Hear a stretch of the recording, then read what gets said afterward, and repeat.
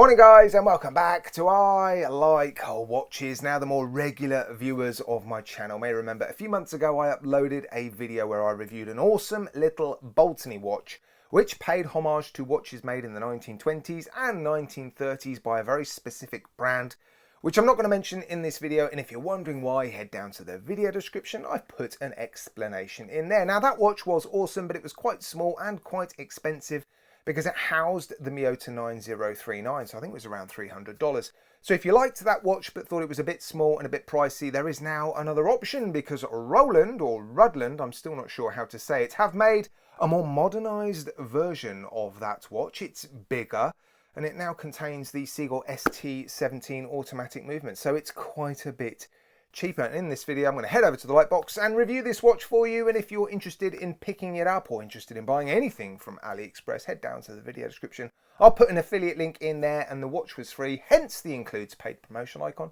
in the top left hand corner, right? So yeah, let's crack on. Now before I head over to the Lightbox to show you this watch, I thought I'd show you the price and the options available in the listing on AliExpress. The watch has been supplied by the Hruodland official store, only 1,976 followers, which is a bit of a surprise.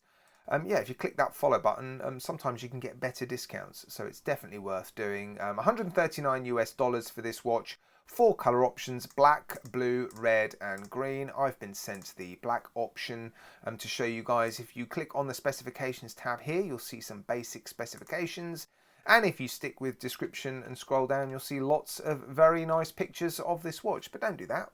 Stick with this video and yeah, I'll show you the watch now. And here it is. I have removed all the plastic and put some power into the automatic Seagull ST17 movement. I've also put it on the time grapher to check the accuracy of the movement, and this one's running pretty nicely. Fantastic accuracy, beat, error and amplitude. Of course, that is on the time grapher. Hopefully that translates to decent accuracy on the wrist, and as you can see, this one is fully polished, so I shall keep that cloth close to hand. And it does bear a striking resemblance to that Boltony, but it's actually paying homage to a completely different watch made by a completely different brand. It is from the same era, a 1930s pilot homage, and 10 points to anybody that can name the two brands in my comments section. Junior Johnson, I'm looking at you. Now, I'm not entirely sure if the original watch was fully polished. If it was, I don't suspect it will have been done quite as nicely as this. Hruodland, or Roland,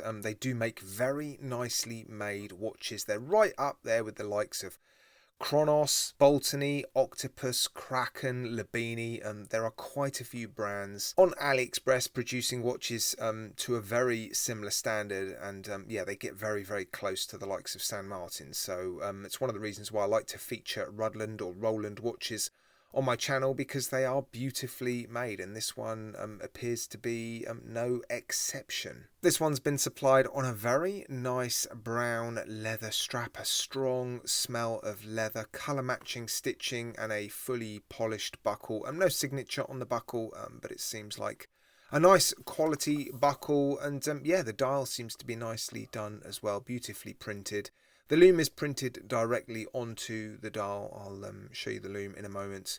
But yeah, nice Cathedral hands and a small seconds complication by the 6 o'clock, very much in keeping with the original watch. And Hruodland or Roland printed. I need to stick with one, don't I? I'm going to stick with Hruodland printed on the dial under the 12. And given this is a homage of a watch made in the 1930s, it does seem to have a fairly modern case shape, doesn't it? Those sort of corners and flat facets, a very modern look, but it is fairly similar to the original watch. I suspect it's quite a bit bigger than the original watch. I really don't think they were making watches this big back in the 1930s. I shall give you all the dimensions in a moment, but yeah, it is a sort of modern take in a way on a watch from that era. Right, let me show you some loom and a wrist shot before I run through all the facts, figures, stats and specifications. Give it a quick boost with the loom torch, and there is the loom in all its glory. It does seem pretty strong given it's been printed directly onto the dial. The strength of the loom seems to match between the hands and the dial quite nicely. It doesn't appear to be fading too quickly, so I suspect the loom is, yeah, pretty decent. Right, here it is then on my roughly average 7¼ inch-ish wrist. The strap is fairly soft and supple. I've not had to fiddle with it to get it to conform to my wrist, and as you can see, it's going to fit average to larger than average wrists. I'm on the second smallest setting, so yeah. It's not a watch for small wrists. It is fairly large. Again, I'll give you the dimensions in a minute. I really do like the way it looks though. Really, really cool case shape.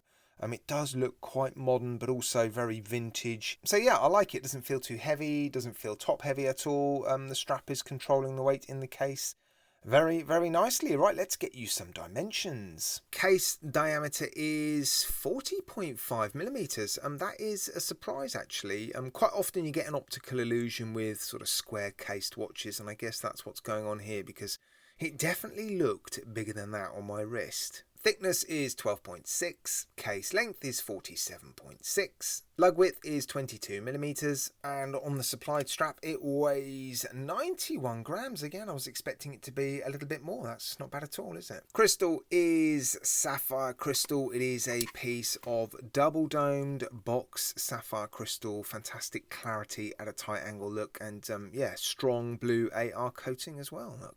Well, there you go. Another very nice homage watch by Hruodland. Beautifully made. Yeah, very interesting case. That is definitely the star of the show for me here. A fairly solid and affordable movement. So $139 for this watch. I think that represents fantastic value for money when you look at the quality of the build and the polishing. Yeah, fairly accurate, affordable automatic movement inside, decent loom, nice leather strap. Yeah, overall specifications are very nice. Screwed down case back and a screw down crown, which I forgot to mention. 100 meters of water resistance. Yeah, and 4 color options available. So yeah, another solid offering by Hruodland, and yeah, not actually as big as I first thought. I really was quite surprised by those dimensions and weight.